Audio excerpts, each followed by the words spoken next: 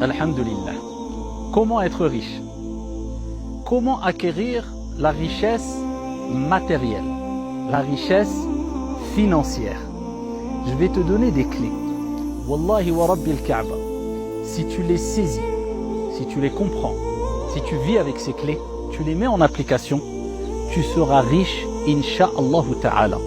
Alors il faut bien comprendre une chose, tu seras riche financièrement, mais aussi, et pas que, mais aussi spirituellement. Tu auras une richesse de foi, de cœur, une richesse d'âme. Alors il faut bien comprendre une chose avant tout, c'est que tout est relatif. La richesse financière, c'est d'avoir une certaine autosuffisance. Tu as un excès de biens, tu peux te faire plaisir, tu n'es pas dépendant d'autres personnes, d'une structure quelconque. Eh bien tout est relatif, ça dépend. Ça dépend avant tout de ton état d'esprit. Certaines personnes vivent avec ce qu'on appelle al-qana'a, le contentement de ce qu'ils ont. Eh bien ceux-là sont plus facilement riches matériellement que ceux qui peut-être ont plus de biens mais n'ont pas al-qana'a, le contentement. Je vais te donner un exemple. Et ensuite, par la suite, on va développer les clés concrètes qui te permettront, Inch'Allah Ta'ala, d'être riche. Une personne qui a réussi à avoir un mode de vie assez modeste, il s'est habitué à cela puisqu'il a un certain contentement, le qana'a, il se suffit de peu, il ne rentre pas dans l'excès. Celui-là, s'il a un excès de 20 000 euros dans son compte, il se considérera comme très riche, puisque lui, il a l'habitude de vivre avec peut-être 1 500 euros par mois, ou 2 000 ou 2 500 euros par mois, peu importe, et cela lui suffit et lui permet de mettre de l'argent toujours de côté chaque mois. Donc, alhamdulillah, avec ces 20 000 euros de côté, il se sent vraiment riche. D'autres personnes n'ont pas al-qana'a, le contentement. Ils ne sont jamais rassasiés. Ils ne vivent pas avec cet état d'esprit qui est « il faut que je me contente de ce que j'ai, que je ne rentre pas dans l'excès, dans trop de gaspillage », eh bien il en veut toujours plus. Même s'il gagne 50 000 euros par mois, même s'il a 500 000 euros dans son compte bancaire, puisqu'il n'est jamais rassasié, puisqu'il ne vit pas avec le qana'a, le contentement, eh bien il ne se sent jamais riche et donc il n'est jamais satisfait et donc il n'est jamais heureux. Donc pour lui, ce n'est pas une vraie richesse, puisqu'il n'a pas accédé à la première richesse qui te permet de te satisfaire et de profiter de la richesse matérielle, à savoir la richesse du cœur. Et la richesse du cœur, c'est quoi? C'est al-qana'a, c'est le contentement. Et pour argumenter cela, je vais te donner quelques textes prophétiques et quelques versets coraniques. Allah subhanahu wa ta'ala, il nous rappelle ça maintes fois dans le Coran, ainsi que le prophète sallallahu alayhi wa sallam. Prenons l'exemple du hadith authentique où Abu Dhar radiyallahu anhu wa arda, il nous rapporte que le prophète alayhi salatu wa sallam lui a dit: Ya Aba Dhar, atara kathrat al-mal huwa al-ghina? Est-ce que tu vois le fait d'avoir beaucoup d'argent, une grande quantité d'argent comme étant la richesse? Il dit: Na'am ya Rasulallah. Il dit: c'est ça la richesse, avoir beaucoup d'argent. Il dit: et est-ce que tu vois le fait d'avoir peu de biens, peu d'argent comme étant la pauvreté? Il dit: Na'am ya Rasulallah. Il dit: bien sûr, c'est ça la pauvreté, le fait d'avoir peu d'argent. Et il lui dit: Ya Aba Dhar, al-ghina ghina al-qalb, wal-faqru faqru al-qalb. Il lui rappelle que la richesse matérielle et la pauvreté matérielle dépendent de la richesse du cœur et la pauvreté du cœur. Il dit: la richesse, c'est la richesse du cœur, et la pauvreté, c'est la pauvreté du cœur. Donc comprends bien. En plus, ensuite on va donner les clés pour être riche matériellement, ne t'inquiète pas.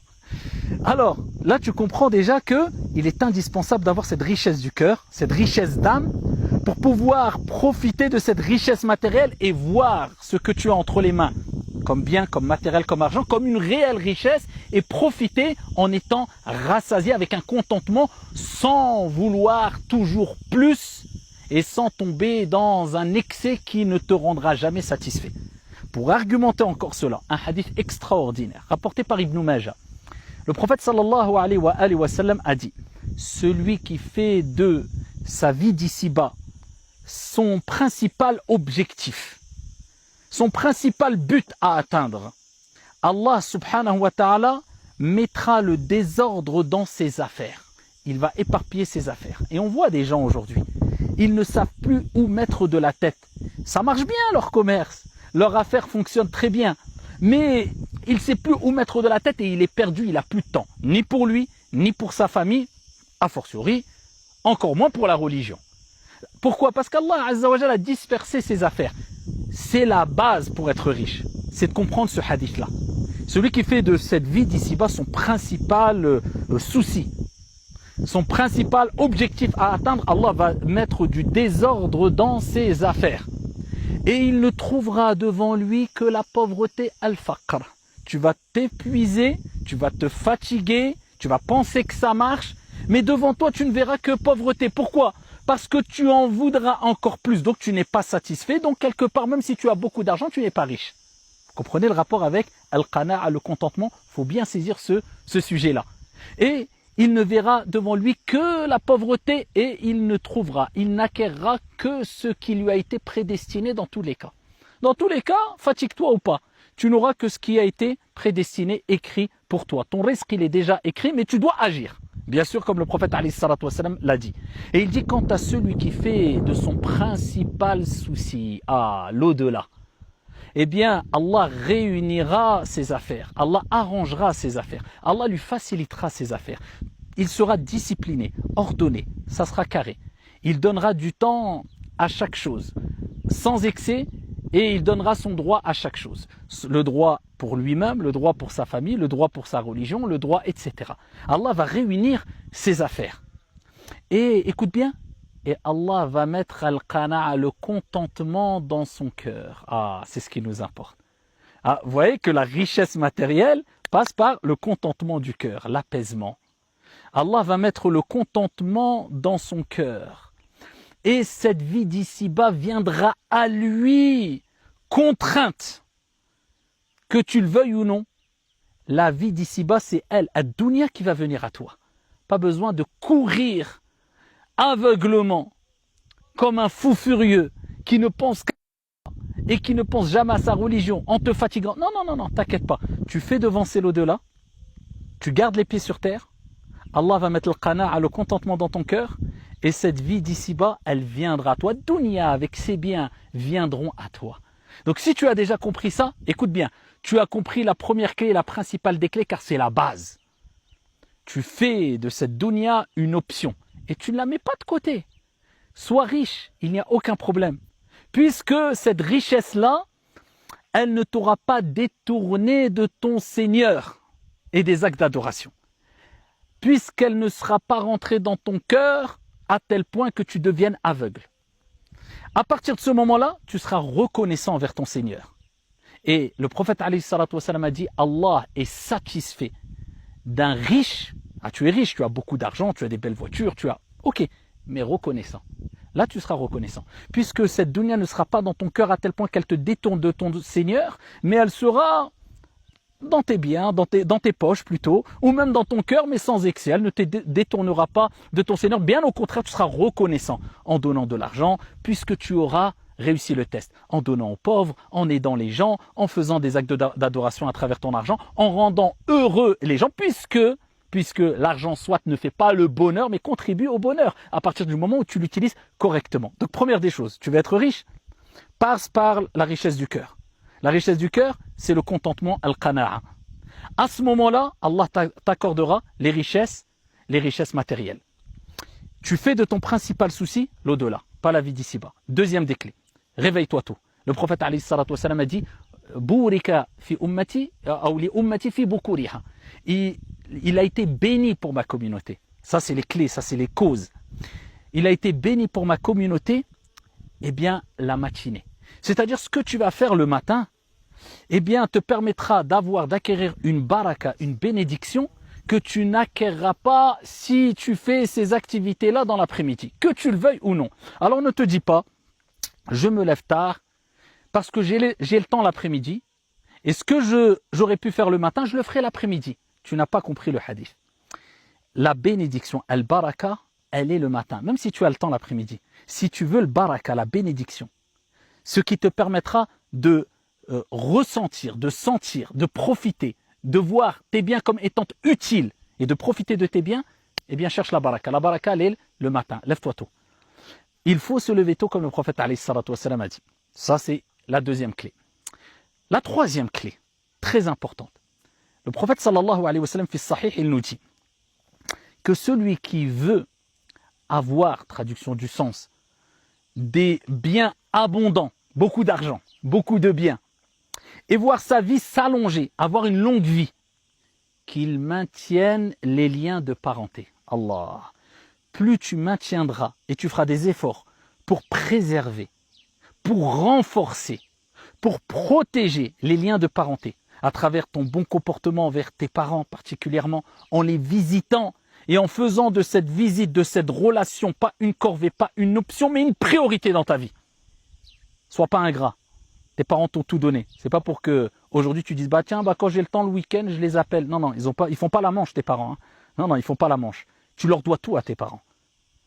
Eh bien, en plus de cela, tellement que les parents sont importants, et tellement qu'il y a de bénédictions, et tellement que tu te rapproches d'Allah subhanahu wa ta'ala, en te rapprochant de tes parents, le prophète te rappelle, si tu veux beaucoup de bien, et si tu veux une vie longue et heureuse, maintiens les liens de parenté.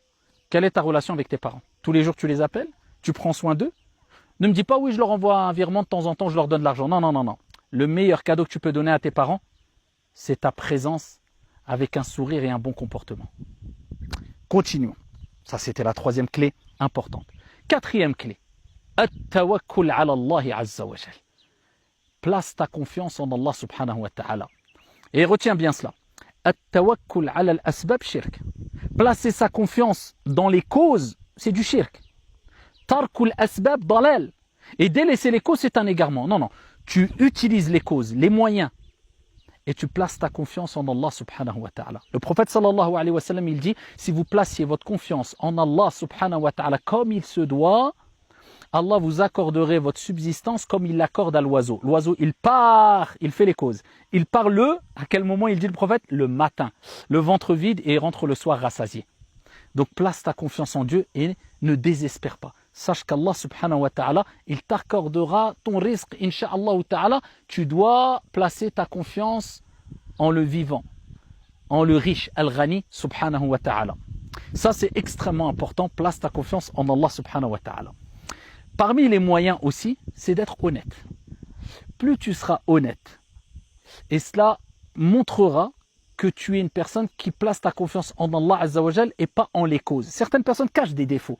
Parce qu'il place sa confiance dans les causes. Il dit, oui, mais si je montre ce défaut-là dans ma marchandise, eh bien, je ne vendrai pas ma marchandise. Donc, tu n'as pas placé ta confiance en Dieu. Tu as placé ta confiance en ta marchandise. Le croyant, il est juste honnête, transparent. Il dit tous les détails. Il mentionne tous les défauts. Quand il vend et quand il achète. Et il est clément et miséricordieux, comme le prophète alayhi salatu wassalam l'a rappelé. Rahimallahu rajulan, qu'Allah fasse miséricorde à un homme, samhan idha ba'a, samhan idha ishtara, samhan idha iqtada. Il est indulgent quand il vend, il est indulgent quand il achète, et il est indulgent quand il réclame son dû. Et ça, c'est une clé extrêmement importante. Et une dernière clé qui te permettra d'être riche, insha'Allah ta'ala, c'est de t'éloigner des péchés et d'augmenter le repentir et la parole astaghfirullah. Al-istighfar, la demande de pardon à Dieu. Répète beaucoup astaghfirullah. Éloigne-toi des péchés. Quelle est ta relation avec les péchés? Quelle est ta relation avec les bonnes actions? Plus tu te rapprocheras de ton Seigneur avec des bonnes actions, plus Allah subhanahu wa ta'ala t'ouvrira les portes de la richesse du cœur, de l'âme et la richesse matérielle. La preuve en est le verset coranique où Allah subhanahu wa ta'ala il parle de Noé, le prophète Noé, Nuh alayhi salam, qui a dit فَقُلْتُ اسْتَغْفِرُوا رَبَّكُمْ إِنَّهُ كَانَ غَفَّارًا. Et j'ai dit, implorez le pardon de votre Seigneur, c'est lui le grand pardonneur. إِنَّهُ كَانَ غَفَّارًا. Qu'est-ce qu'il se passera à ce moment-là? يُرْسِلِ السَّمَاءَ عَلَيْكُمْ مِدْرَارًا. Il vous accordera des pluies abondantes. وَيُمْدِدُكُمْ بِأَمْوَالٍ وَبَنِينَ. Et il vous accordera beaucoup de biens et beaucoup d'enfants. Une des causes spirituelles, une des causes religieuses, pour qu'Allah accroisse tes biens et t'accorde beaucoup d'enfants, en bonne santé, insha'Allah ta'ala, l'augmentation de Astaghfirullah. Avec la langue, mais aussi et surtout avec le cœur. Demandez beaucoup pardon à Allah subhanahu wa ta'ala. Et de plus, le prophète nous a rappelé que c'est une cause de la dissipation des soucis et des tristesses. Répète beaucoup Astaghfirullah, Astaghfirullah, Astaghfirullah. Voici des clés. Si tu vis avec, tu les comprends, tu les saisis, tu les mets en application, Wallahi wa Rabbil Kaaba, tu seras riche de cœur et riche matériellement. Qu'Allah nous bénisse, qu'Allah nous protège et qu'Allah vous accorde réussite ici-bas et dans le delà. Assalamu alaikum.